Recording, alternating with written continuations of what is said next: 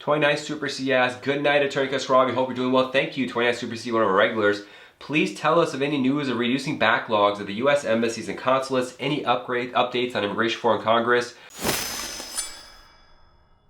As you know, I don't track what's going on in Congress on immigration because it usually doesn't go anywhere. And if it is going to go somewhere, it does. I'll probably be quick to explain what it is.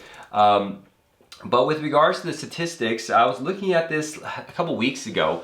But you know, a month or two ago, let me back it up. There's this big backlog of cases that are pending embassy interviews.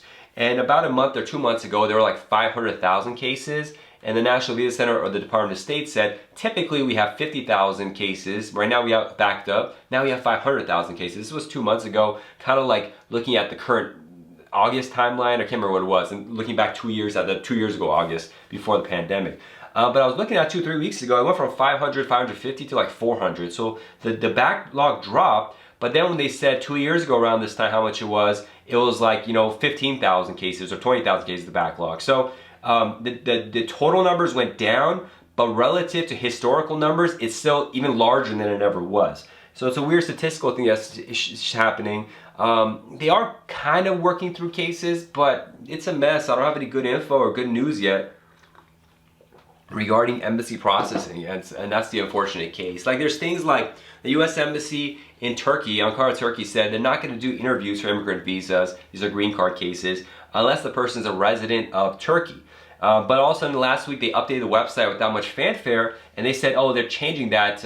If you're doing a family case, it's okay if you don't live in Turkey, but if you're doing a diversity visa lottery, you have to be a Turkish citizen or national. If you're doing an employment-based case, you have to be a Turkish national. So that's really unfair, especially for the diversity visa. But they switched it up. Don't tell anybody. I still have cases pending on Carl over a year. Nothing's moved forward. So I don't know who to believe, what's going on. And that's really the truth right there. I don't even think they know what's going on. It's just a unique situation, a hot mess, frankly. And we're just trying to get through it. But that's about it, 29 Super C. Thanks for the question, though.